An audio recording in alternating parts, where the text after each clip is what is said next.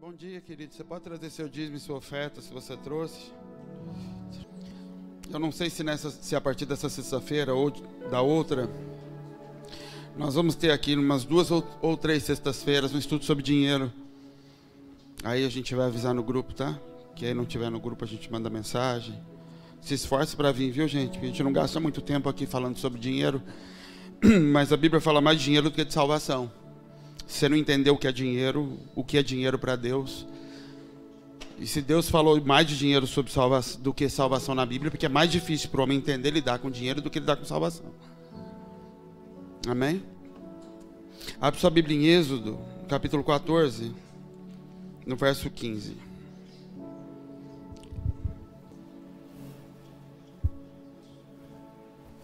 Vamos orar, abaixa sua cabeça, fala com o Senhor. Espírito Santo, nós te convidamos a vir falar conosco nessa manhã, Espírito Santo. Que o Senhor se manifeste em nosso meio, que o Senhor encarne a palavra em nós, Espírito Santo. Que a palavra que vai ser lançada, Senhor, encontre lugar no nosso coração, que o Espírito que habita em nós possa vivificar essa palavra, possa traduzir essa palavra para a realidade de cada um, Senhor. É em nome de Jesus, que essa palavra possa gerar transformação dentro de nós, que ela possa exercitar o nosso espírito, Senhor, nossos músculos espirituais, para que nós possamos crescer no Senhor, para que nós possamos nos arrepender, Senhor, para que nós possamos voltar nos lugares onde nós caímos. Em nome de Jesus. Amém, querido? Vamos ler esse versículo. Então disse o Senhor a Moisés: por que clamas a mim? Diga aos filhos de Israel que marchem. E tu, levanta a tua vara, estende a tua mão sobre o mar e fende-o, para que os filhos de Israel passem pelo meio do mar seco. Amém?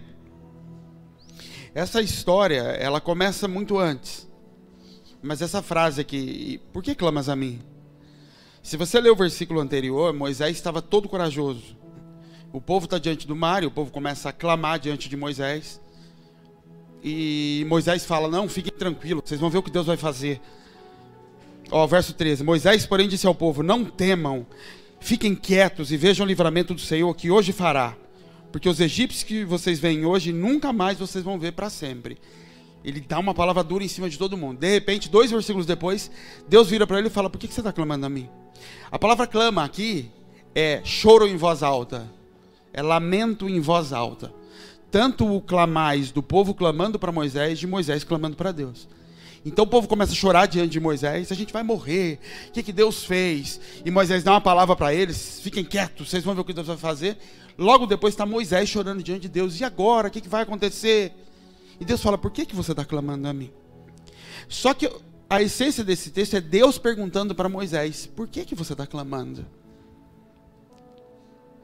Na semana passada, eu estava sentado do lado do Celso lá atrás, e quando o pastor Caio estava pregando, eu virei para o Celso no final e falei assim: Deus já me deu a mensagem da semana que vem. Porque Deus falou assim para mim, no meio da mensagem, Deus falou assim, com relação à igreja: por que clamas a mim? Por que esse povo está chorando na minha presença? Sendo que eu já disse o que eu vou fazer, sendo que eu já coloquei a direção na mão deles. E esse é o grande problema do povo diante de Deus. Nós não sabemos lidar com responsabilidade. Desde Adão recebe o governo do mundo na mão dele. Todos os seus problemas, repara, qualquer problema da tua vida, todos eles, aos seus olhos, eles se resolvem se você tivesse condições de resolver o outro lado da história. Se eu tivesse governo sobre a história toda, eu resolveria. Eu tenho problema com o cliente. Se eu tivesse poder sobre a mente do cliente, eu resolveria o problema. Porque ele ia fazer o que eu acho que tem que fazer. Eu tenho problema no meu casamento. Se eu tivesse problema, se eu tivesse governo sobre a mente do meu marido, isso estaria resolvido. Porque eu faria com que ele agisse dessa outra forma. Em qualquer área da tua vida, todos os teus problemas se resolveriam se você tivesse governo sobre o outro lado. Pelo menos é o que você acha. Porque nosso problema nunca foi falta de governo. Nosso problema é não assumir a responsabilidade pelo governo que nos é dado. Adão tinha um governo do mundo na mão. Do mundo todo. Tudo é teu. Mande em tudo. Sujeite tudo debaixo dos seus pés. Tudo e todos. Quando ele cai, ele fala assim: a culpa é da mulher. A mulher fala: a culpa é da cobra. E a cobra quase fala: a culpa é de Deus. Porque é um tal de empurra, que a culpa não é minha. problema não é falta de governo, é falta de responsabilidade com o governo que me é dado. E aí quando eu não assumo a responsabilidade sobre o governo que me é dado, eu vou diante de Deus. Porque agora eu sou crente, eu sou evangélico, eu aceitei Jesus, e Ele resolve os meus problemas. Então o que a gente tem que fazer? Clamar a Deus. Só que Jesus não veio para que Deus resolvesse o meu problema. Jesus veio para me devolver a autoridade para que eu resolva os meus problemas. Isso é o que Deus está falando para Moisés. Por que você está clamando a mim, se eu dei autoridade para você? O povo passou 430 anos clamando a mim. Por isso eu mandei você. Eu não mandei você para você clamar a mim. Eu mandei você para você ser Deus diante deles. Por que você não me representa diante deles? Todo sistema criado por Deus, desde a família na tua casa, teu ambiente de trabalho, uma igreja, ele só se corrompe porque aquele que recebeu o governo não exerce o governo. Na natureza do homem, toda rebelião a Deus, quando ele se rebela, no natural, sabe o que todo homem faz? Ele se junta em grupos para vamos fazer junto que agora vai dar certo. A fraqueza de um homem se manifesta quando, ao invés de chamar para si a responsabilidade, ele reúne um grupo e fala, vamos combinar que dê certo.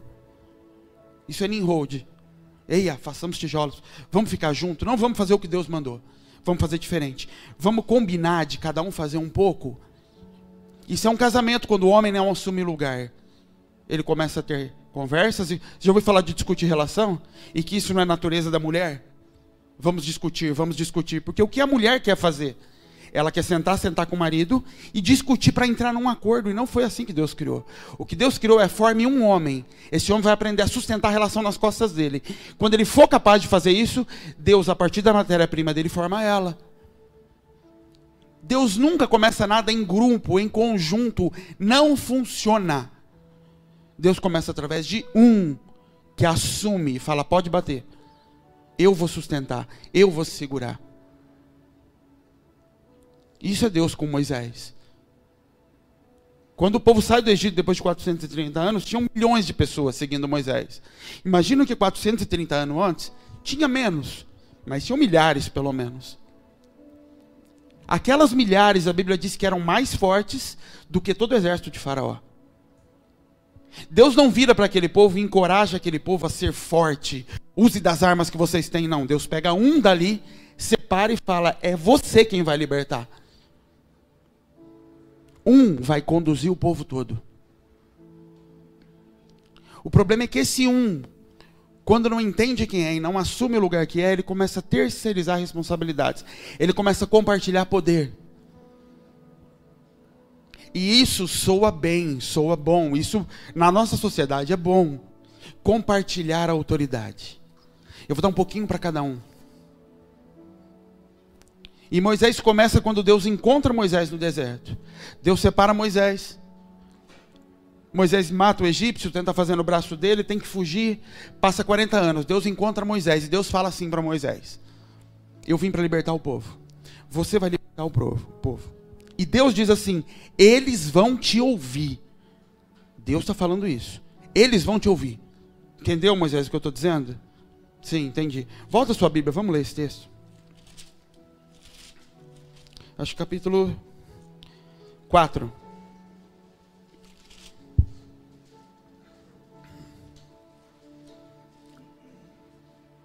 Capítulo 3.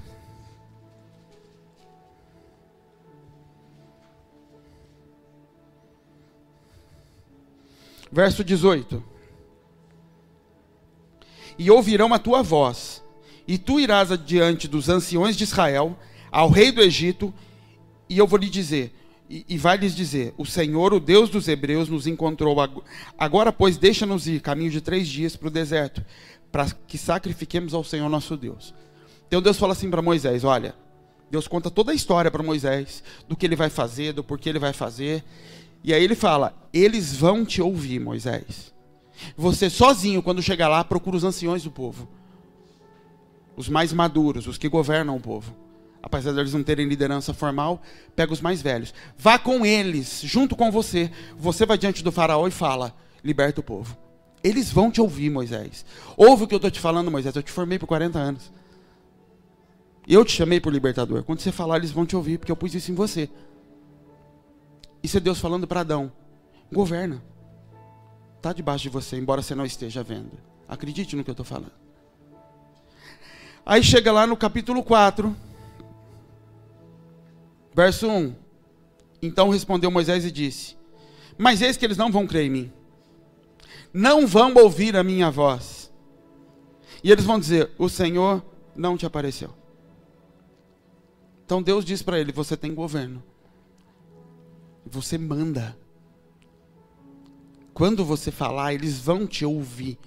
Sem você fazer força, sem você exercer peso sobre ninguém. Quando você abrir a boca, eles vão te seguir. Moisés vira para Deus e fala: mentira, não vão. Aí Deus começa a ter que se usar em Moisés do primeiro motivo de queda de Moisés, a função de Moisés. Deus vira para Moisés no verso 2 e fala assim: o que você tem aí na mão? Ele fala: um cajado. Sabe o que era o cajado? A figura do pastor. A função de Moisés. O que você tem na mão? Seu cajado. Ele fala: joga no chão. Ele joga, vira uma cobra, pega de novo, pegou. Aí Deus fala: agora pega a tua mão, põe no peito. Tira a mão, ficou leprosa. Põe de novo, ficou limpa. Deus fala do cajado e da mão. Deus, então é assim, Moisés, já que você não confia em quem você é, eu vou usar a tua função. Você está acostumado a lidar com o cajado na mão. Você está acostumado a conduzir rebanho baseado em cajado e não na tua voz. Então eu vou usar o teu cajado para eles acreditarem em você. Pode ser então? E é o primeiro lugar onde Moisés se ampara, em um cajado, em uma função pastoral. Num título, num cargo. Não era plano de Deus. Você vai ver em toda a história de Moisés, Moisés usando o cajado, e Deus falando: usa o cajado. E você falar o cajado que Deus deu. Deus não deu o cajado para Moisés. O cajado foi uma situação em que Moisés se apoiou e se amparou para ter coragem de fazer aquilo que Deus pediu. O cajado é seu título de pastor. O cajado é seu título de pai. Sabe quando você tem que falar assim para o teu filho: me respeita que eu sou teu pai? Você já não tem respeito. Porque o que você está dizendo é isso: me respeita porque eu tenho um cajado. E o que Deus estava dizendo no começo é: a tua voz vai conduzi-los, não a tua função. Se você tem que usar isso para que te obedeçam, não vão te obedecer. E é isso que Moisés descobre ao longo do tempo. Então quando Moisés chega diante do mar, apesar de Deus ter dito para ele: você vai conseguir passar, fica tranquilo, ele está tão desesperado quanto os outros. Mas ele tem um cajado na mão, mas não funciona. Querido, nenhum título no mundo pode satisfazer uma autoestima que não foi resolvida. E a nossa busca é que quando eu tiver um microfone na mão, quando eu tiver um cargo, quando eu tiver uma posição, isso vai ser saciado, isso vai ser resolvido em mim. Quando o Senhor habilitar o meu cajado a fazer milagres, aí vão me respeitar. Aí sim vão obedecer, aí sim vão ouvir. E todas as vezes que Moisés chega diante de um problema, não é só aqui diante do mar. Se você ler todo o livro para frente, até a morte de Moisés, todas as vezes o povo clamava a Moisés e Moisés clamava a Deus. O povo chorava diante de Moisés, Moisés chorava diante de Deus.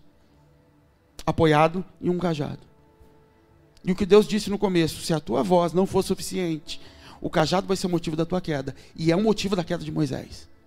Porque Deus fala para a rocha. A tua voz vai arrancar da rocha. Ele pega o cajado e bate na rocha.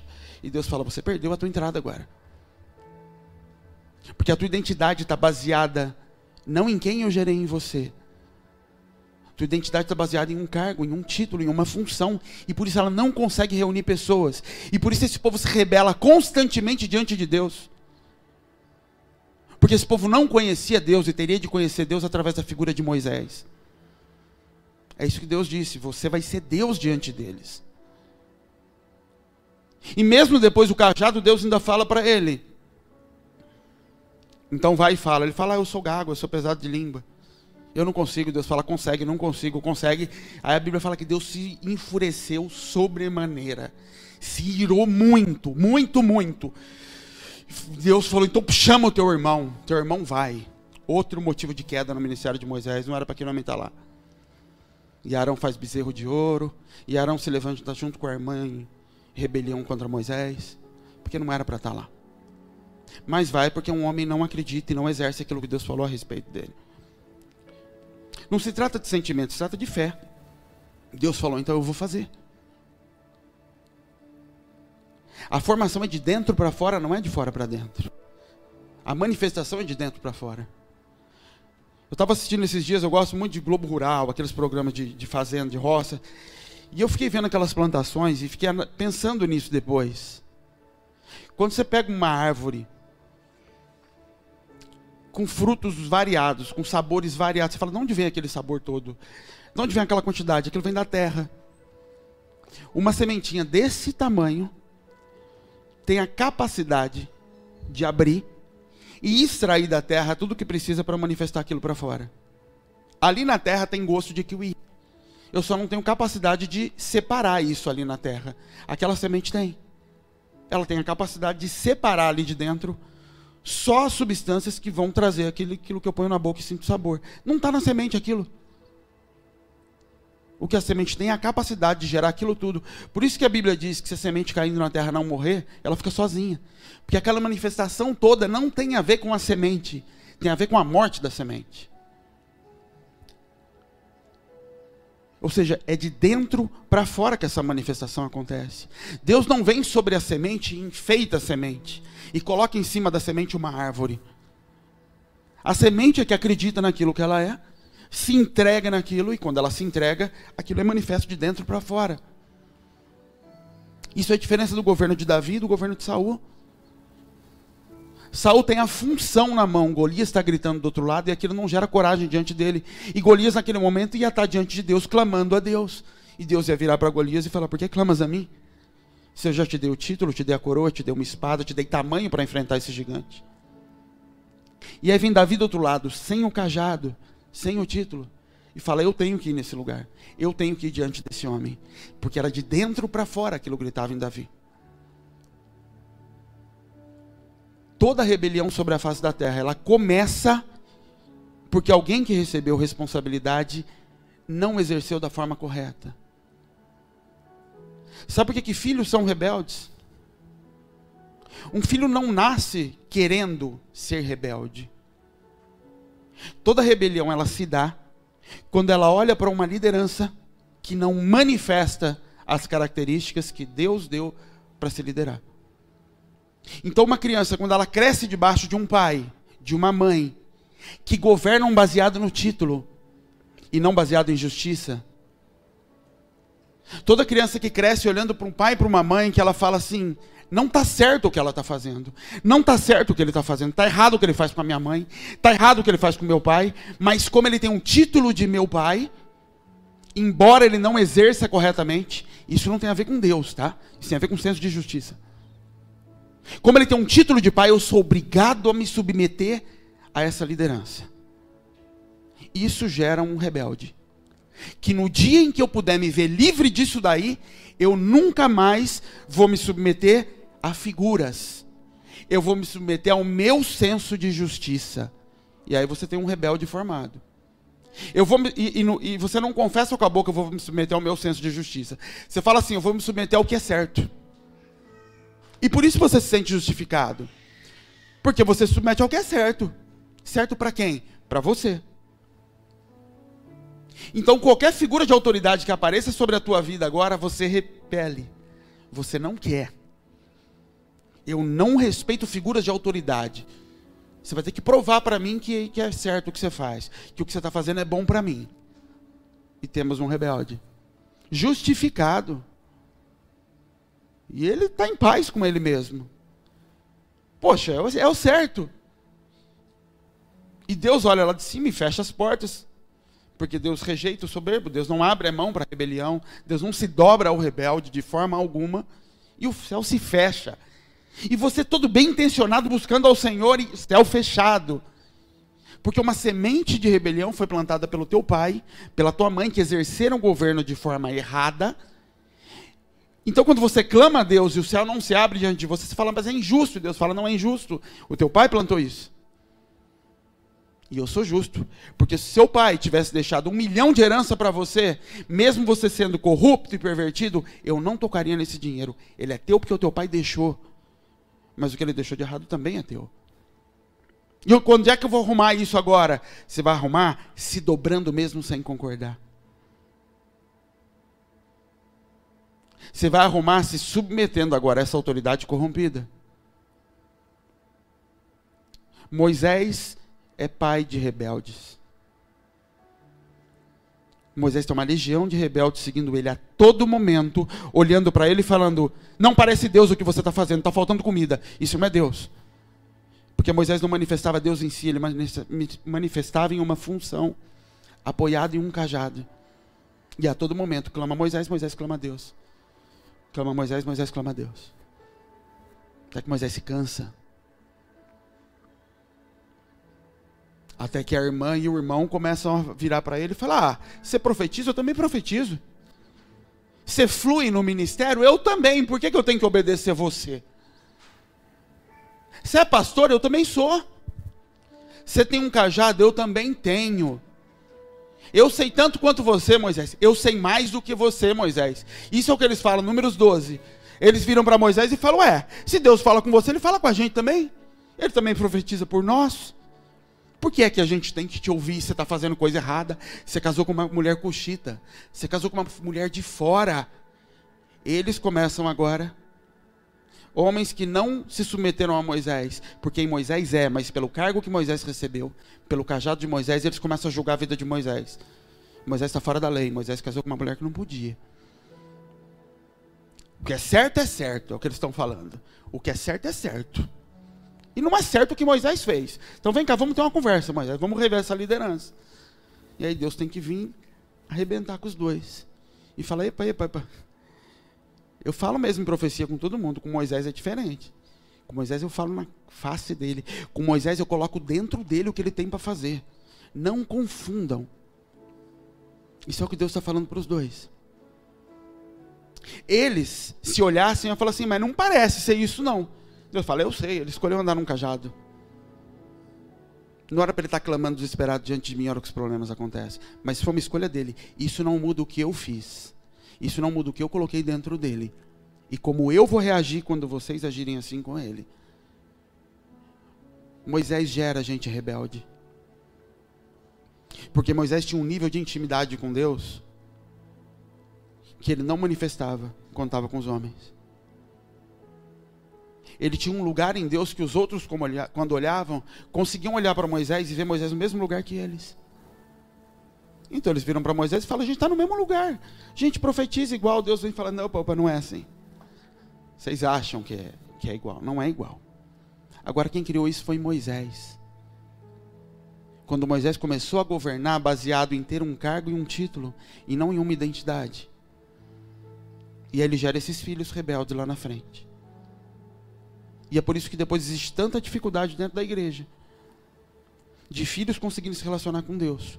Porque vieram de lares onde o pai não exerceu o governo baseado numa identidade em que o filho quisesse ser igual. Ele governou baseado no título em que ele tinha.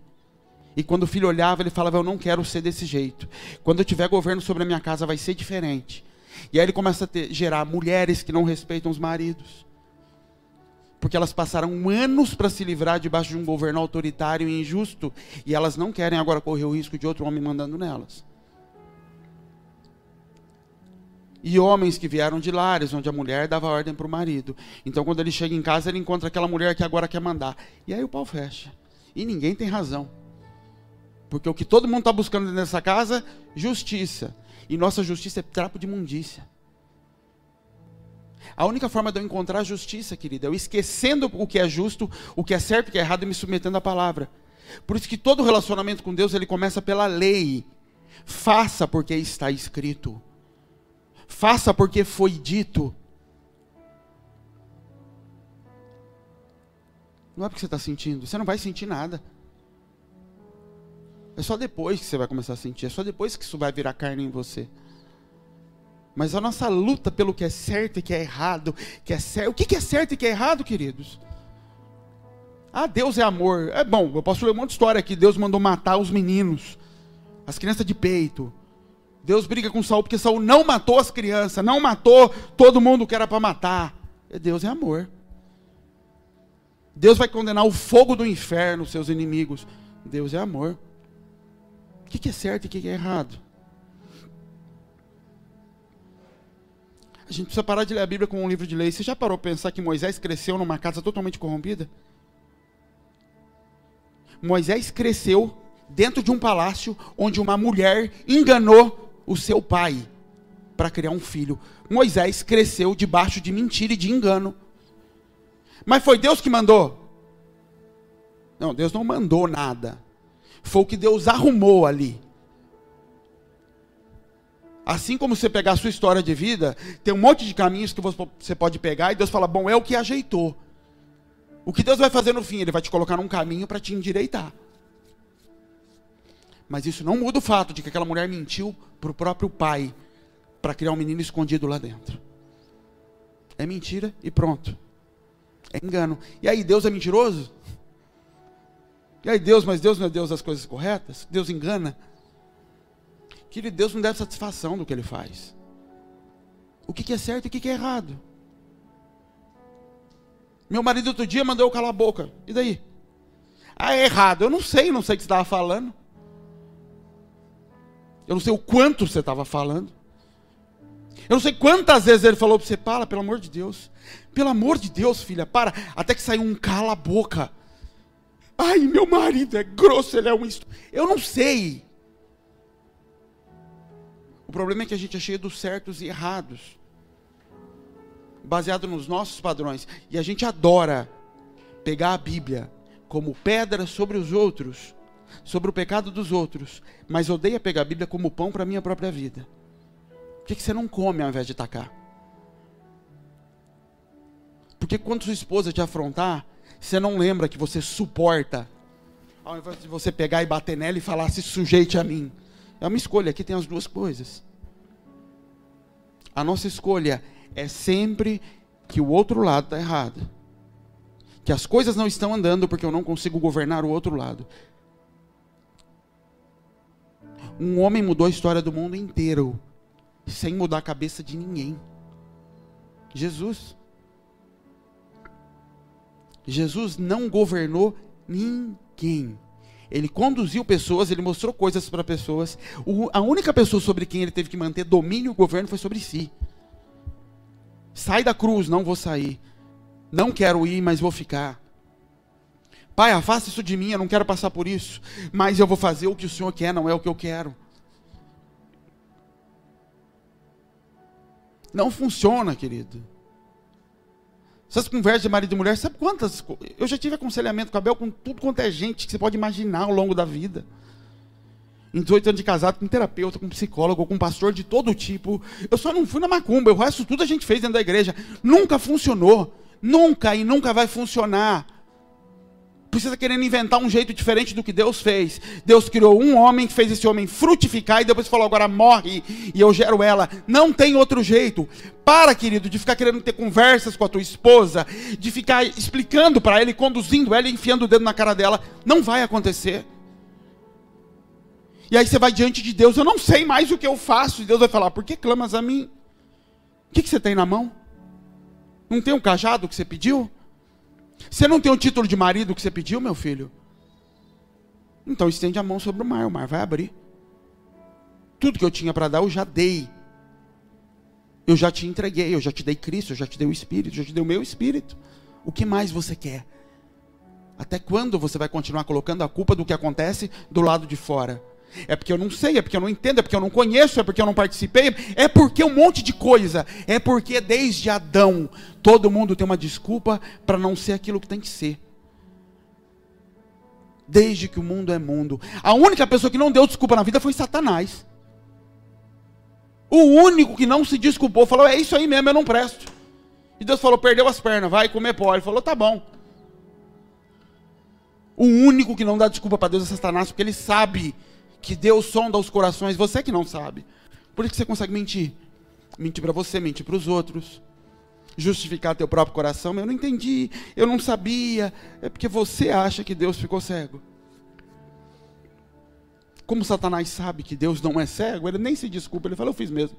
Porque senão ele ia dizer também. Não é, eu me enganei, veja bem. De resto está todo mundo se explicando.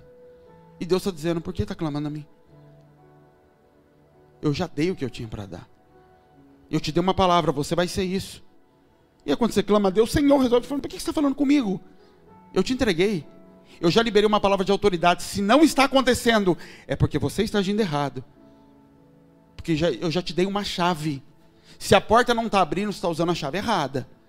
A chave está de ponta cabeça, você está usando outra chave. Porque no dia que eu liberei uma palavra sobre a tua vida, no mundo espiritual, já existe legalidade para você fazer.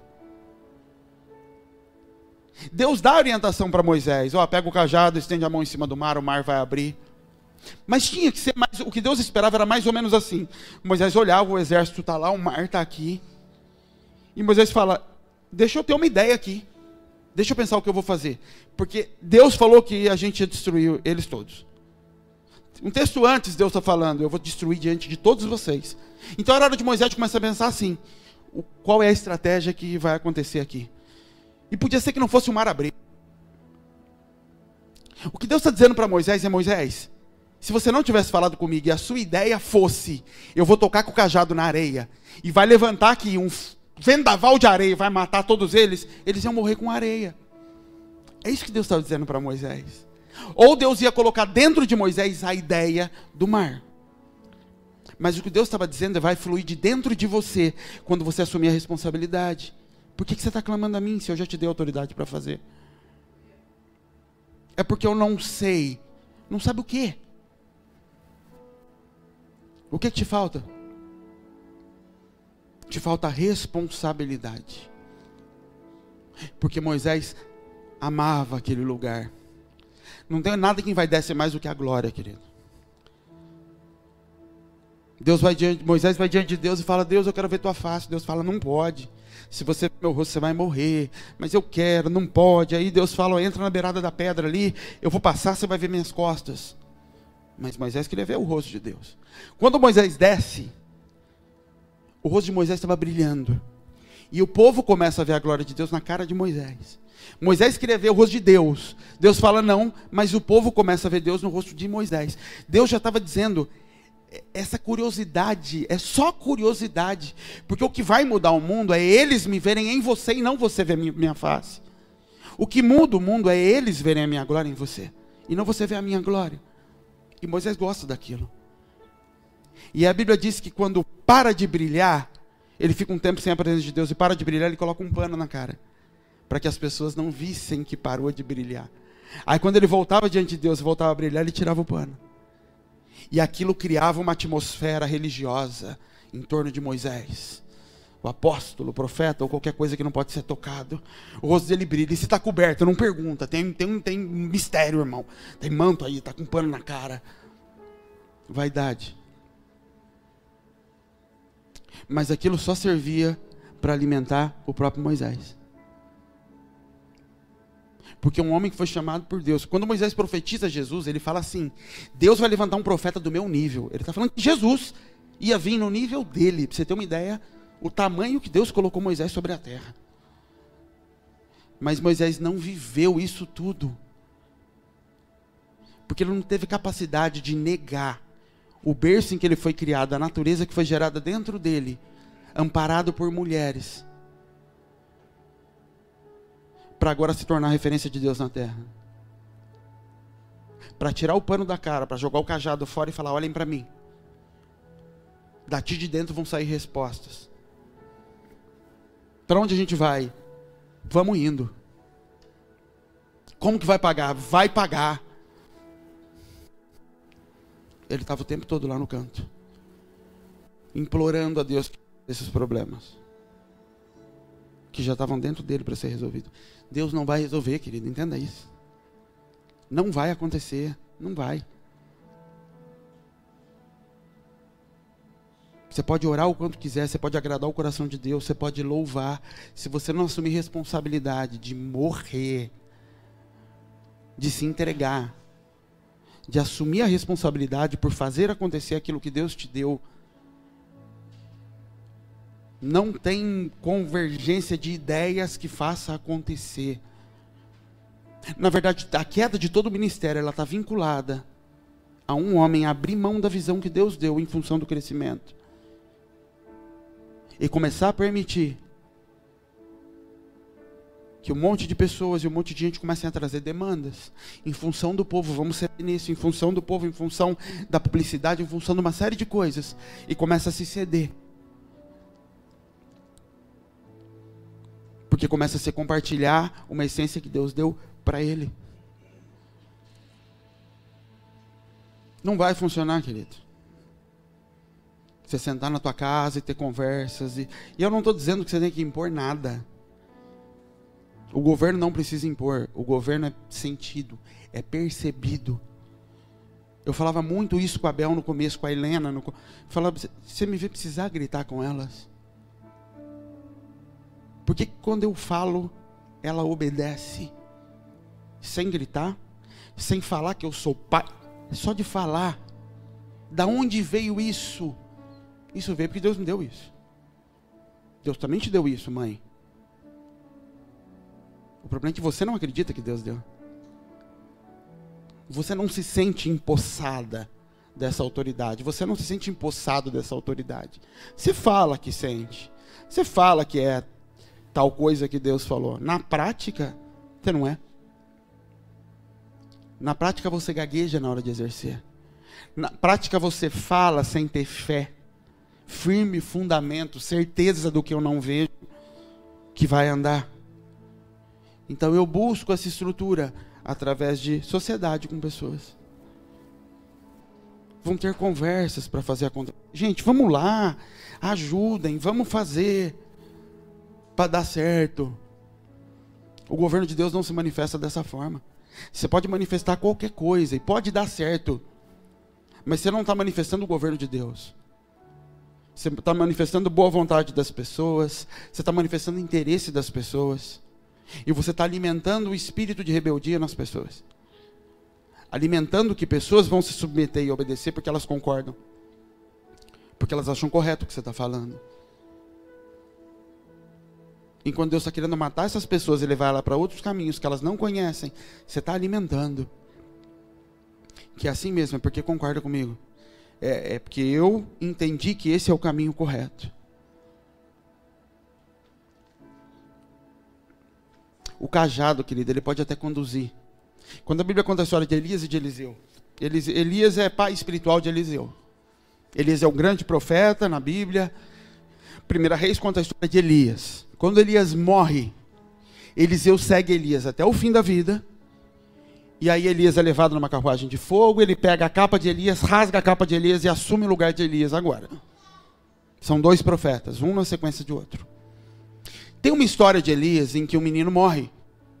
Elias se deita em cima desse menino. Abre os braços, põe a boca na boca do menino. Respira em cima do menino, o corpo desse menino aquece. E o menino ressuscita. Lá na frente você vê Eliseu numa história parecida.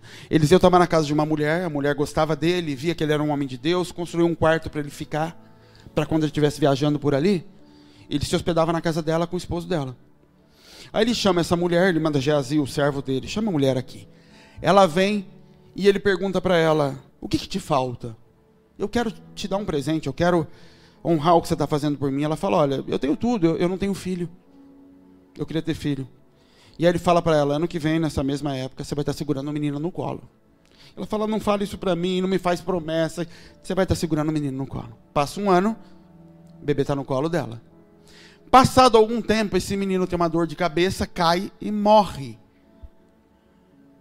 Ela bota o menino na cama, sai correndo atrás de Eliseu.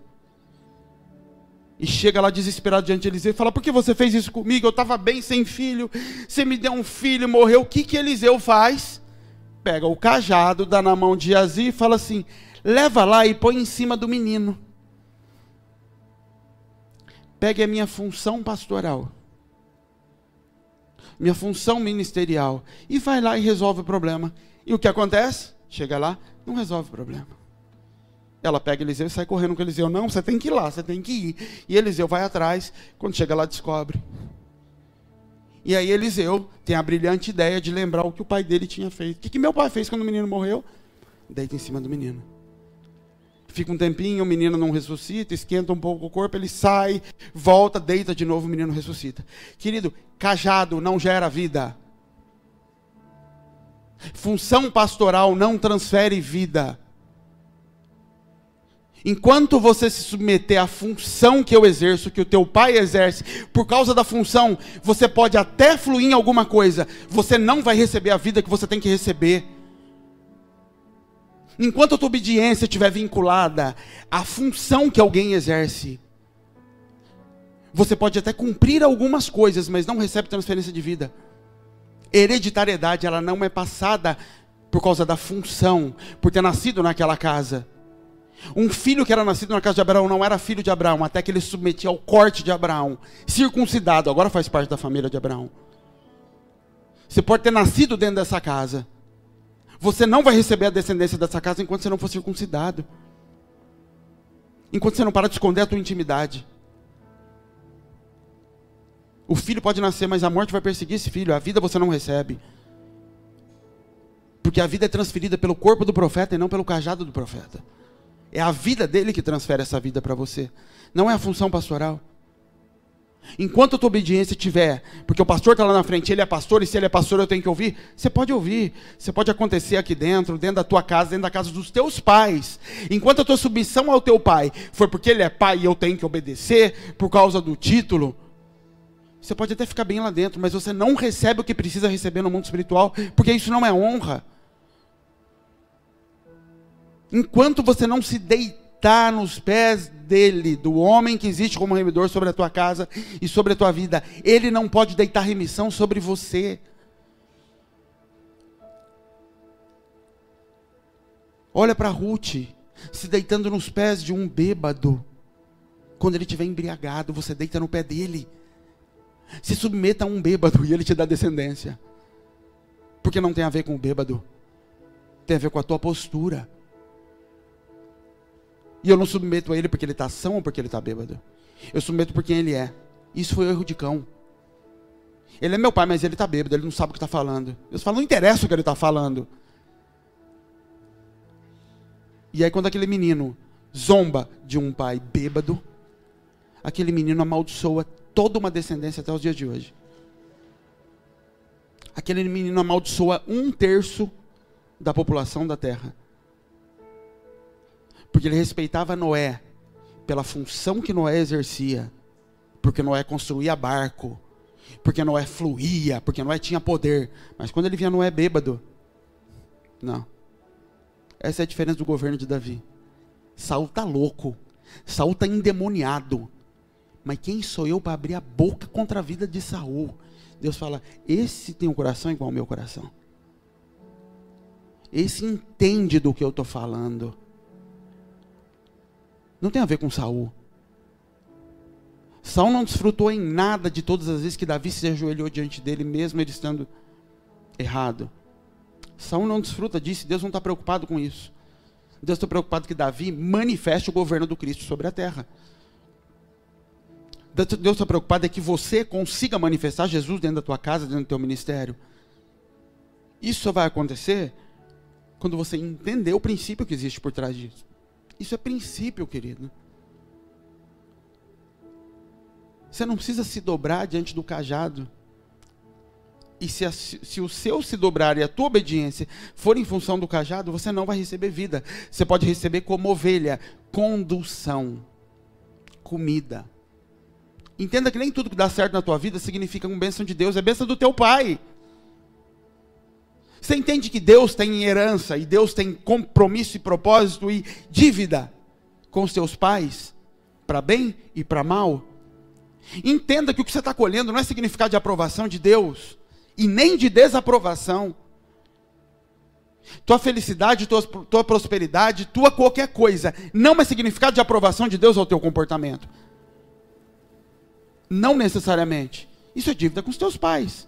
Do mesmo jeito que a tua vida está com luta e você tem problema no teu casamento, não é significado de desaprovação de Deus com a tua vida. É dívida dos teus pais, que você tem que remir. Por isso que se a tua essência, o teu primeiro propósito não for agradar o coração de Deus, você vai estar vivendo de acordo com o que está diante dos seus olhos. Então, se diante dos meus olhos as coisas estão boas, Deus está abençoando. Se a coisa está ruim, Deus não está aqui. Isso era o povo no deserto. Sai rico, carregando ouro. Deus é bom, Deus é fiel. Deus é maravilhoso. O exército está atrás meia hora depois. Deus trouxe aqui para matar nós. Ah, Moisés, ele não gosta da gente. Abre o mar, eles passam. Vamos cantar e vamos dançar. Deus é lindo. 3 dias depois falta água. Deus trouxe aqui para matar a gente. Isso é o povo. Um povo que julga o caráter de Deus pelo que está acontecendo. Enquanto que as situações que Deus estava trazendo diante desse povo, era para fazer esse povo crescer. Tem muitos problemas que você enfrenta no teu trabalho, na tua casa, na tua saúde, numa série de áreas, e que não andaram ainda, porque eles ainda estão na mão de Deus. Há anos, há meses, essa semana eu experimentei algo assim. Coisas que não andam há um ano, e eu estou orando, Senhor, o que está travado, o que está travado, o que está travado? O Senhor falou, por que clamas a mim? Não anda, porque você não vai lá e põe a mão e assume e fala, eu estou aqui, vai fazer dar certo. E pronto, as coisas se resolvem no estalar de dedos. 1 ano de oração. Resolvido no estalar de dedos. O que o Senhor está dizendo, eu já liberei a autoridade, ela não está mais na minha mão, ela está na tua.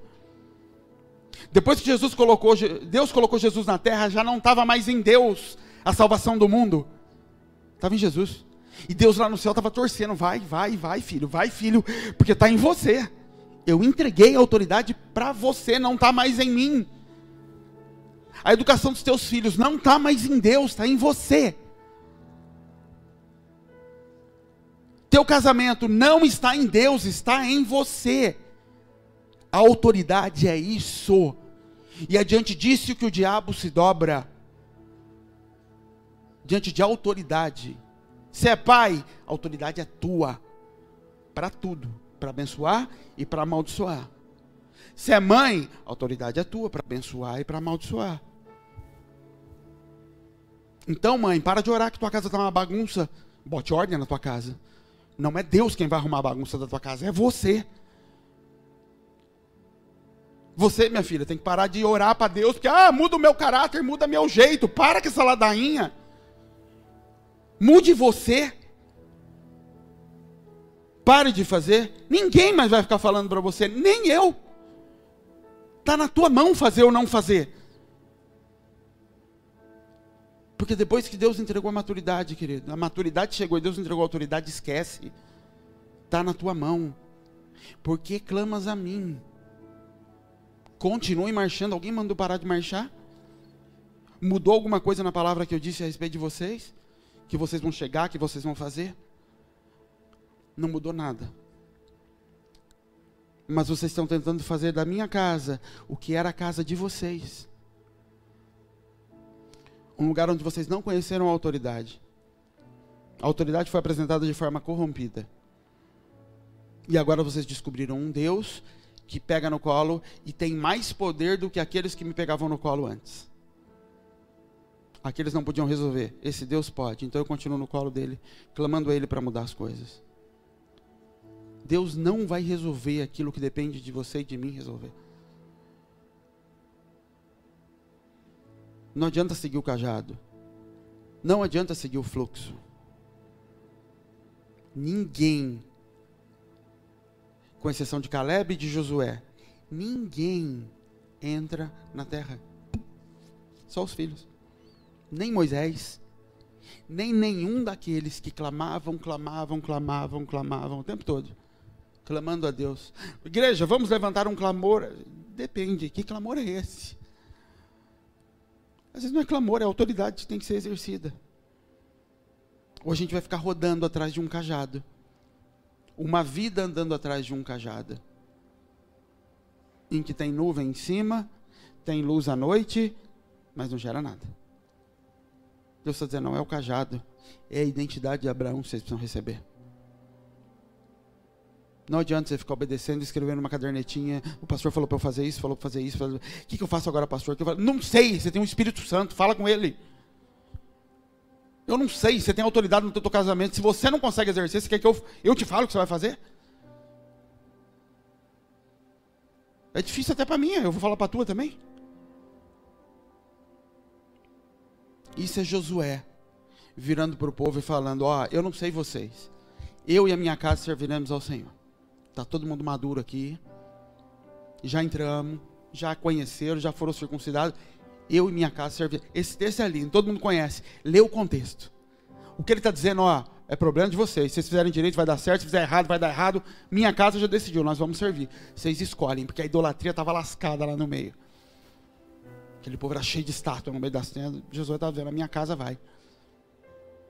Trouxe vocês até aqui, já entenderam, já teve libertação, quebra de maldição, de ponta cabeça, de cima, já caíram no chão, já aconteceu tudo. Já viram, não viram? Pronto.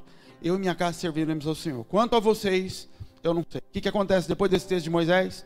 Morre aquela geração, morre os filhos daquela geração, e vem uma geração que não recebeu o ensinamento, e aí entra o livro de Juízes, e o povo se entrega, tudo de novo. O povo que demorou 430 anos clamando para ser liberto, Deus passa 40 anos tratando, entra, 2 gerações depois já estão escravos de novo. Um povo que seguia cajado, um povo que não encarnava Deus. Deus era um ídolo. Alguém que eu tenho medo, alguém que eu temo, alguém que eu tenho que levar ofertas, alguém que se eu errar ele vai me matar, ele vai me bater, ele é bravo, cuidado com Deus, e não consegue manifestar Deus por isso. Ama Deus de todo o coração, mas o caráter que vem para fora ainda é do diabo, constantemente, porque está submetendo a cajado e não a identidade, porque se não morrer, não pode, e não nascer de novo, não pode ver o reino de Deus. Reino de Deus é a manifestação do Cristo aqui dentro e não uma igreja do lado de fora. Reino de Deus é Deus saindo de dentro e não um povo seguindo um líder do lado de fora pelo deserto. Para seguir a Deus você não precisa morrer. Para ser crente você não precisa morrer. Para ser Deus, manifesto em carne, precisa morrer. Aí precisa morrer e nascer de novo. Porque só criança vai conseguir fazer isso. Agora tem coisas, querido, que só Deus explica. E eu vou só contar uma história que eu já contei aqui para a maioria. Quando eu estava na África, uns 2, 3 anos atrás, quando fui com o Caio, 2015, 16, sei lá, 14. E que a gente estava lá e estava com o Nelson, e eu estava muito irritado. O Nelson é o pastor lá da África, que a gente conheceu, e eu muito irritado com os comportamentos dele. Irresponsável, contando mentiras às vezes, e eu bravo com ele. E ele levou a gente para uma viagem sem nem ter estrutura para aquilo. A gente ficou parado numa estrada das 2 da tarde até umas 8 da noite. Numa esquina, numa estrada, esperando passar um carro. Alguém, para tentar arrumar uma carona, para andar 3 horas. Uma loucura. E nisso eu estava muito irritado com ele. E ele, por um outro lado, ele sabia que eu não estava feliz com ele. E aí apareceram os meninos, pegando passarinho. Eles amarraram um passarinho, um pardal, amarraram a perna dele numa linha. Um monte de criança. E eles soltavam o passarinho e puxavam na linha. Soltavam e puxavam. E eu, aquilo me irritando, mas só africano para todo lado. Falei, como é que eu vou brigar com essas crianças? Não, isso é uma briga. Aí eu falei pro Caio, corre lá. E dei 2 moedas pro Caio.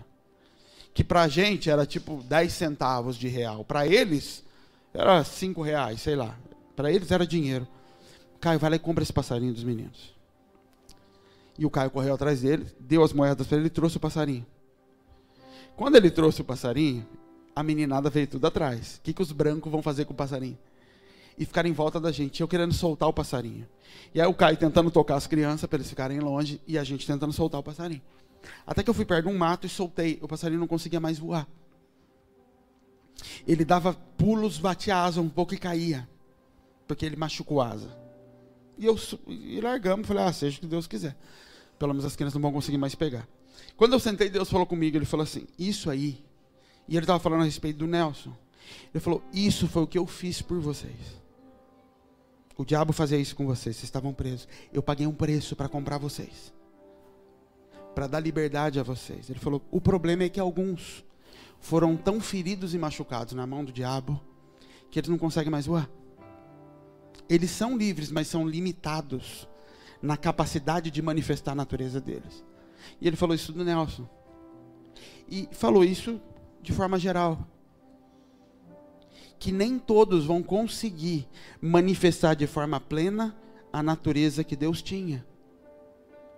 Porque o tempo em que ficou preso na mão do diabo, sofreram machucados e feridas, que hoje impedem, embora sejam livres, não conseguem voar.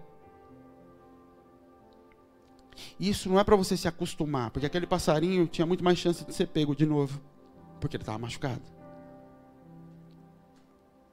Isso é para entender que Deus não estava validando o comportamento do Nelson, falando, entenda, ele é assim.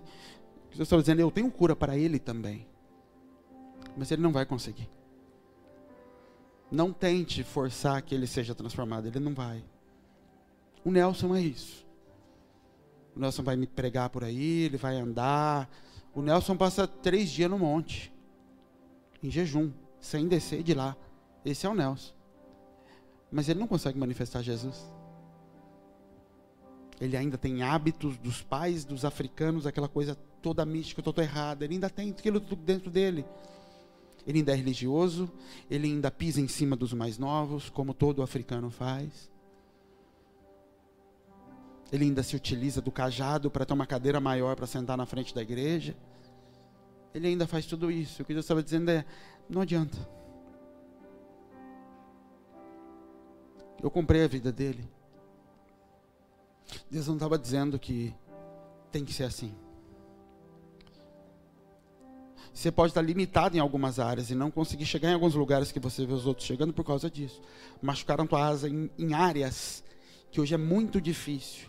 Eu tive tanto problema com a autoridade na minha vida, eu tive tanta ferida com a autoridade, que hoje me dobrar diante de autoridade é algo quase que me rasga, me arrebenta. E Deus fala assim, mas eu não mudo o mundo espiritual por causa disso.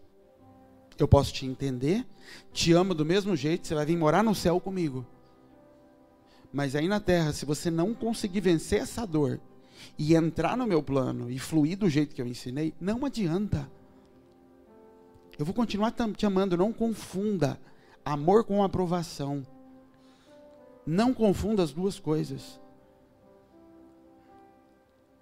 Semana passada o Caio falou sobre 1 Coríntios 13, querido, eu provo que eu te amo, não porque eu aprovo o que você faz, é porque eu gosto de estar com você. É porque mesmo você dando um tapa na minha cara, eu te aceito de volta sentado do meu lado. É eu não te dar um tapa de volta. É eu te colocar na minha mesa, mesmo você roubando a minha mesa. Isso é amor. Amor não é gostar. Não é achar legal, achar agradável. É justamente o contrário. Não é legal, não é agradável, mas eu preciso mostrar um amor para ele, porque eu sou amor. Deus é amor, Deus não ama. Ele é aquilo. E eu tenho que ser isso. Então amar não é uma manifestação de emoções e sentimentos. Amar não é abraçar. Jesus não queria abraçar Pilatos, abraçar Herodes que matou João Batista. Ele não queria nada disso. Mas ele amava. O que é amar? É olhar para ele e falar, você não presta. Você não vale nada. Judas, eu sei até que você vai me trair. Mas senta aí, vamos comer. E se eu puder te corrigir, eu vou te corrigir. Se eu puder te ajudar, eu vou te ajudar. Se você bater na minha porta precisando de ajuda, eu vou te ajudar. Porque isso é amor. A gente não tem que amar, a gente tem que ser. Consequentemente, a manifestação vai acontecer. Só que não vai adiantar nada a gente aqui mudar a nossa doutrina da igreja. O pastor não usa terno. Hoje, uma vez no ano, ele veio de sapato e não de tênis, cor-de-rosa. Não vai mudar nada. Aqui a gente tem liberdade. Não muda nada. Não muda nada. O que muda é se isso aqui deixar de ser pedra e se tornar pão. É se você parar de obedecer o cajado e se permitir ser circuncidado. É se você parar de julgar certo e errado e se submeter ao que Deus disse que é o caminho certo e errado. Nós não fomos levantados para ser juízes. Uma coisa é a revelação que o Senhor nos dá de uma palavra de juízo sobre uma situação. Outra coisa é julgar certo e errado para medir como eu vou me comportar com relação àquilo. Eu não me comporto com relação àqueles que têm relação comigo baseado no certo e errado deles, mas baseado na posição em que eles estão. Deus me deu filhos não porque eles são agradáveis, certos ou errados. Então eu olho para eles e falo, simplesmente são filhos. Enquanto forem filhos, vão ser dignos de amor, de correção. Não tem a ver com quem você é, tem a ver com quem eu sou. Não tem a ver com quem aquele povo é, tinha a ver com quem Moisés deveria ser. Não tem a ver com o que o ministério é. Tem a ver com quem eu sou. Não tem a ver com quem a tua esposa é. Tem a ver com quem você é. Não tem a ver com a obediência dos teus filhos ou não. Tem a ver com o que você, mãe, é. Porque enquanto você continuar terceirizando a responsabilidade para que as coisas aconteçam, elas não têm como acontecer. E você vai continuar clamando a Deus. E Deus dizendo, por que você está clamando a mim? Continua andando do jeito que eu falei. Continua na direção que eu falei. Aí você para e clama, clama, clama, clama e não se move mais. Porque a dor é mais forte do que a fé no que Deus falou. Eu queria orar com você, querido, fica de pé.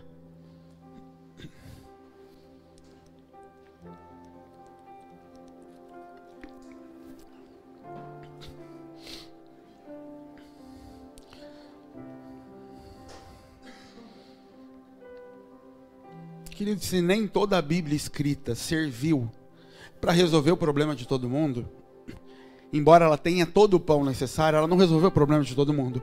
E imagine esse ministério. A gente pode ter feito aqui, nós passamos por todo o processo que Deus determinou. Desde o começo, o Senhor ensinando o que era paternidade, depois o Senhor trazendo para nós entendimento a respeito de Jezabel, de rebelião, de figura masculina e feminina, depois o Senhor trazendo um período de libertação, de entendimento a respeito de libertação, governo. O Senhor fez a parte dele, assim como a Bíblia. A história foi contada e criada. Isso não quer dizer que se resolveu o teu problema. Assim como na minha casa, tem uma fase que não tinha nada, tinha só leite para Catarina. Depois de um tempo começou a ter algumas coisas amassadas. Então, conforme você olhava para a geladeira, você vai sabendo em que fase está a criança. Até que daqui a um tempo não vai ter mais papinha na geladeira. E você vai saber, bom, já passou a fase da papinha. E ela vai crescendo. Então você consegue medir a fase da alimentação da minha filha baseado no alimento que está sendo servido. Só que a criança, ela não tem escolha. Essa semana eu fui dar comida para a Catarina. E a Bel, que sempre dá, ela falou, dá comida para ela para mim. Eu falei, mas eu não sei. E quando você não sabe, não quer fazer, você fala que não sabe. Ou você faz errado igual o Caio, para mim não deixar você fazer de novo. Aí, e eu fui dar. Na segunda colherada, ela fez assim, não. Eu falei, ela não quer mais. E fui levantando a Bel, ela quer sim. Enfia na boca dela que ela come. E assim ela comeu o pote todo, fazendo não, e eu vape. Ela comeu inteirinho. Sabe qual é a diferença da Catarina para você? Ela faz não, eu enfio na boca dela, ela come. Você põe na boca e dá um sorriso hipócrita. Entendi, pastor. E depois você cospe. Então, quando olhar na nossa geladeira, a gente vai falar assim, esse crente já passou pela fase do leite, da papinha, o tempo passou, você não comeu. Então, hoje ainda, quando olha, nós temos gente aqui com problema de paternidade, que o Senhor já tratou lá atrás, já ensinou, já explicou, já revelou, já escreveu um livro, já fez seminário, e ainda tem gente com problema de paternidade. Ainda tem gente que não sabe lidar com autoridade, mas depois de tanto tempo, de tanta luta, de tanta revelação, de tanto seminário, sim, tem gente que não sabe dar ordem ainda, que não sabe governar sequer a própria casa. Tem gente preso nas maldições, depois de tudo que Deus fez aqui, daqueles dias intensos de libertação. Sim, tem gente que ainda escondeu um monte de coisa. O problema é de Deus? Não. O Senhor serviu o alimento no tempo certo. É isso que Deus fala, o pão que os seus pais não entenderam, e vocês também não entenderam. Passaram 40 anos comendo pão, e não entenderam o pão. E por isso estão olhando para o Cristo e não reconhecem Jesus nele. Ele é o pão. Mas não reconheço ele. É porque comeu. Comeu por comer. Comeu porque é o que tinha. E Deus não é bravo como eu. Então, querido, quando a gente clama nessa hora, Deus fala, querido, volta. Não volta onde você acha que precisa, volta onde caiu. Volta lá atrás. Todas as vezes, querido, que Deus traz uma palavra sobre nós, um entendimento de algo que está fora do lugar, é manifestação de amor puro. É Ele falando assim, por te amar, eu vou falar de novo sobre aquele assunto. Por amar, porque o diabo está doido para que isso fique calado, para chegar o dia do juízo. É igual o banco que não quer cobrar para esperar vencer a dívida para poder cobrar os juros e a multa. É isso. Você já reparou? Você já financiou o carro? Você já viu a empresa de carro te ligar um dia antes do vencimento? Não liga. Querido, vai vencer a parcela amanhã. Ela não liga, ela liga 3 dias depois, que agora já tem a multa. Agora ela quer receber com a multa. Isso é o diabo. A financeira é figura do diabo no mundo. O banco, do deles, é tudo figura do cão. Porque eles querem os juros, eles não querem o pagamento da dívida. Deus não, Deus vem avisar antes. Ó, antes que comece a te cobrar essa dívida, deixa eu te falar. Ainda tem resíduos, ainda tem resquícios, ainda tem áreas. Mas não tem nada de novo. É papinha de novo. Nossa, mas papinha agora. A Bel, eu nem experimento. Eu falei, Bel, será que tá quente a papinha? Ela falou, não sei, experimenta. Eu falei, mas nunca que eu encosto isso na minha boca. Eu tenho nojo de sopa. Jesus amado, Deus me perdoe. Nossa, eu como rato na África, mas não como sopa. E aquela, eu falei, vem experimentar isso aqui, porque ela vai comer do jeito que tá. E é Deus falando, não comeu no tempo certo. Aí tem que comer agora. Naquele tempo você não comeu. Por isso que tem que comer agora. Naquele tempo você rejeitou. Naquele tempo você julgou certo e errado da palavra. Então vai ter que comer agora. Eu não estou preocupado que você seja crente, evangélico, frequente a igreja, querido. Está cheio de igreja para você frequentar. A preocupação é que você possa ser Deus nos lugares. É que a tua família possa ser tocada, transformada, e eles possam olhar, e os vizinhos possam olhar e falar, meu Deus, o que aconteceu nesse lugar? É que seus parentes possam olhar e falar, mudou um negócio ali. É que seus parentes param de olhar para a tua casa e falam, é igual a minha. Ele vai na igreja, mas a casa dele é igual a minha. Isso aí é ser evangélico, isso não muda a vida de ninguém. Ah, mas ele tem dinheiro, e daí? Tem gente que tem muito dinheiro por aí, tá batendo tambor. Não, ali tem um negócio, ali ó, show. É dia de você se arrepender, querido. Talvez você precise pedir perdão por desonra, entender o lugar dos teus pais, entender que enquanto isso não for colocado no lugar, enquanto tua relação com os teus filhos, enquanto para os teus filhos você não parar de conduzi-los, porque você tem cajado, enquanto você não olhar para você no espelho e falar assim, eu não consigo ainda me convencer que eu tenho Deus em mim, eu não consigo acreditar na minha palavra e estou pedindo para o meu filho segui-la. O que Deus estava dizendo para Moisés é, eles vão te ouvir, eu estou dizendo que eles vão te ouvir. Isso é o que Deus está dizendo para você como pai e mãe, eles vão te ouvir. Mas se houver espaço na tua vida, em desonra, em desobediência, em brecha espiritual, eles não vão te ouvir. E aí não adianta, aí querido, tua solução vai ser uma cinta na mão.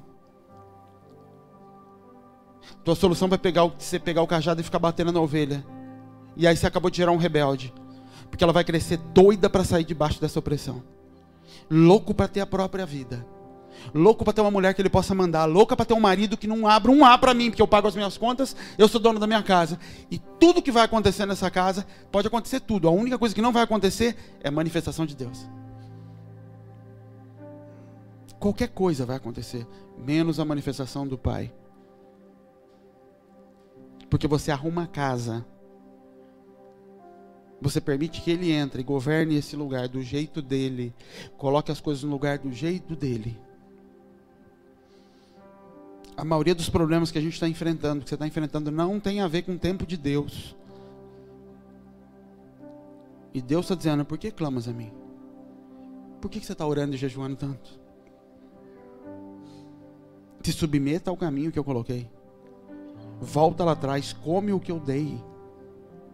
Esquece o teu padrão de certo e errado. Querido, fala sério, olha para trás. Na tua vida. Olha para o teu pai. Lembra do teu pai? Presente, ausente, errado, certo. Lembra de como ele foi sobre a tua vida. Olha para tua mãe. Lembra do histórico de vida da tua mãe, lembra? Você acredita mesmo que foi gerado em você a imagem de Deus com relação à figura de marido e mulher? Se você acredita, amém. É impossível que tenha sido gerada. É toda arrebentada. O teu conceito de certo e errado é todo destruído e corrompido. Todo sujo, mal acabado. E você usa ele como parâmetro para se relacionar com Deus. Você entende que não tem como dar certo? Se você não morrer para essa vida e nascer de novo, numa casa nova, com pai e mãe, igreja, pastor, figuras, e não tem jeito. Não dá, meu filho. É o Heleno, Deus prometendo o Fusion para ele querendo pegar o chassi do Vectra para botar em cima. Não vai. Vende essa lata, vamos comprar um negócio novo. É do zero que Deus faz. Mas se o Heleno Garro, o Heleno tinha um ômega, velho, querendo não abrir a mão daquele carro de jeito nenhum. Eu tive quase que falar que era Deus, que era profecia para ele poder se fazer daquele carro. Mas se ele não desfaz do velho, Deus não tem como dar um novo.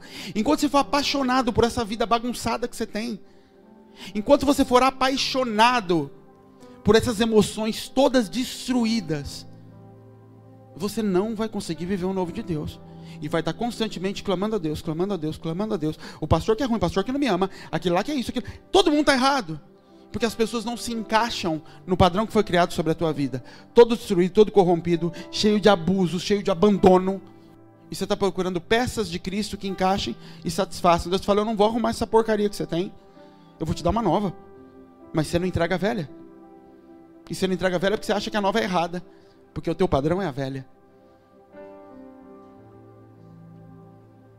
Eu quero te chamar para a gente orar, querido.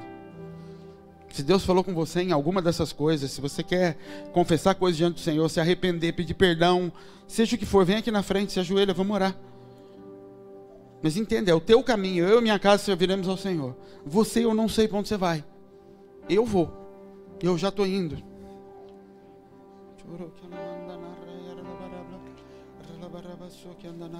A remissão começa dentro de casa, queridos. O que você vai manifestar do lado de fora, começa dentro.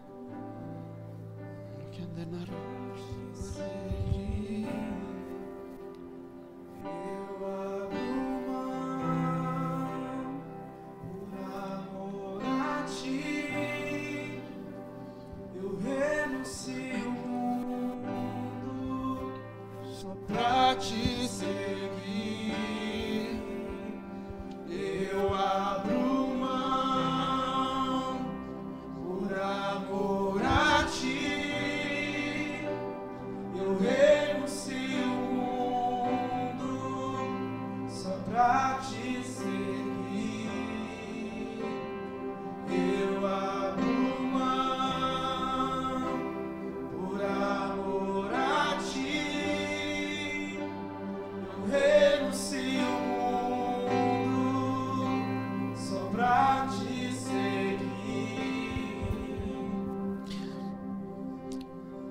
Leviatã na Bíblia é figura de orgulho, querido. Tem um texto de Jó que eu abri aqui, está grifado na minha Bíblia, que diz assim: quem descobriria a superfície da sua veste? Quem entraria entre as suas queixadas dobradas? Ele está dizendo assim, Leviatã, que era um animal que naquela época dominava todos os outros. Ele tinha escamas na pele. E ele está dizendo, quem é que consegue traspassar as escamas dele? Quem é que consegue vencer a justificação do orgulho? Quem é que consegue? Deus está dizendo assim, ninguém consegue vencer as suas justificações, os seus porquês. Eu sou assim porque, eu faço assim porque. Isso era Jó, tendo explicações até para Deus. Nem o próprio Deus conseguia convencer Jó da sua falha. Aí Deus fala, diabo, vai lá e tenta convencer ele então, porque eu não consigo.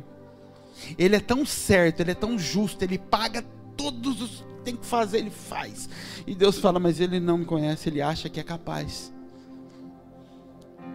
Sem se dobrar, por isso a pele de Jó é atacada. Justificação, pele fala de vestes, de justificação. A pele dele é destruída, é comida. Deus fala, só assim para você se dobrar, só assim para você se entender que você por si não pode fazer. Deus resiste ao soberbo. Sabe o que é resiste? É um pai olhando para um filho saindo de casa, sabendo que esse filho vai ser destruído na rua e fala, mas eu não posso. Se é isso que ele quer, é isso que ele vai viver. Isso é Deus, eu quero, mas eu não posso. Eu me seguro.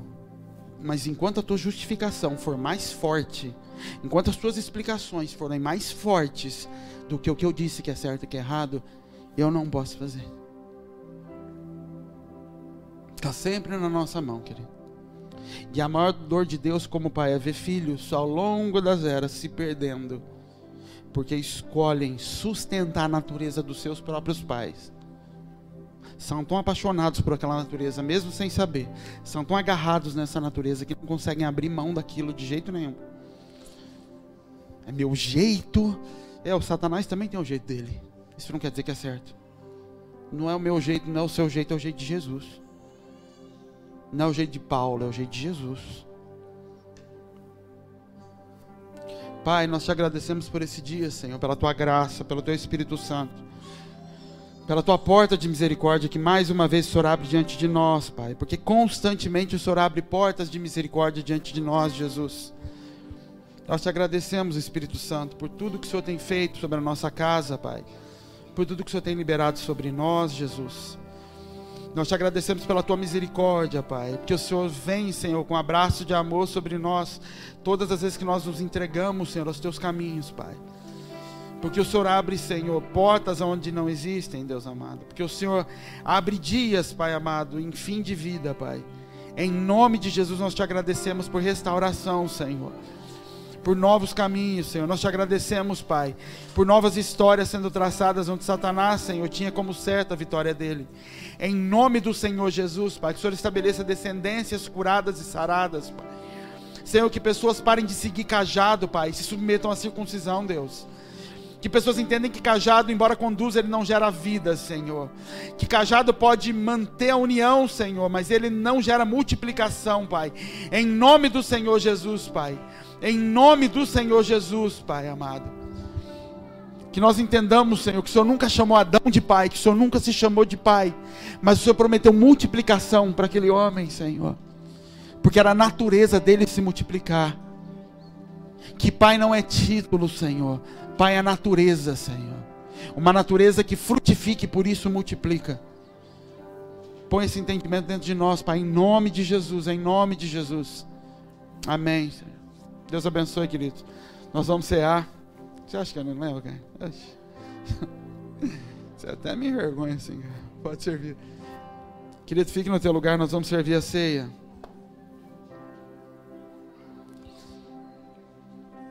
E lá em Êxodo, quando a Páscoa foi estabelecida, Deus disse assim: todo aquele que for circuncidado, ou seja, todo aquele que entregou a sua vida para Jesus, que foi marcado pelo Cristo, tome da ceia. A ceia não é um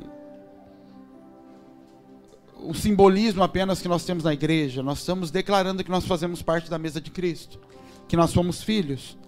E ele diz: se tiver alguém que não faz parte dessa mesa e comer, está comendo para condenação. Você que se julgue. Então, se você entregou sua vida para Jesus, confessou Ele como seu Salvador, tome dessa mesa, faça parte disso, amém? Em nome de Jesus.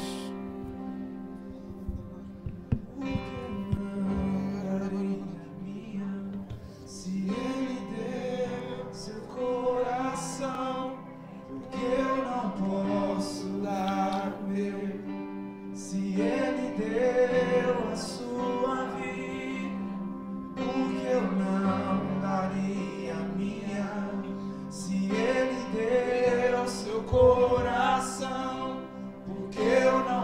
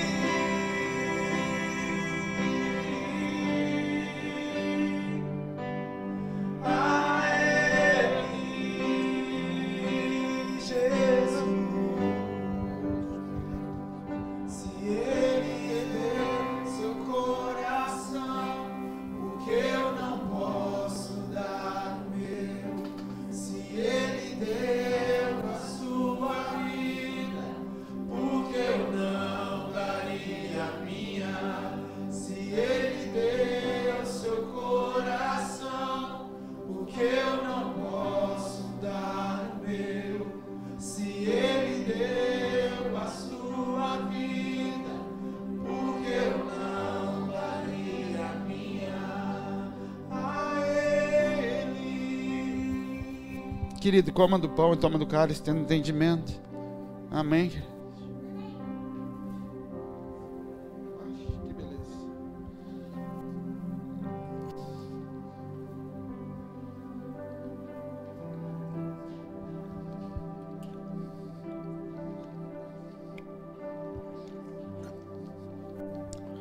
Jesus, nós te agradecemos pelo teu sacrifício, Senhor, pela tua entrega por nós. Que nós possamos honrar o teu sacrifício, Senhor, tomando o teu corpo, Senhor, tomando o teu sangue, Jesus. Que nós possamos nos conformar à tua imagem, Jesus. Abrir mão da maldição passada, Senhor, para nos tornarmos parecidos com o Senhor, Pai. Em nome de Jesus é que nós te agradecemos, Senhor. Amém, queridos. Deus abençoe a gente.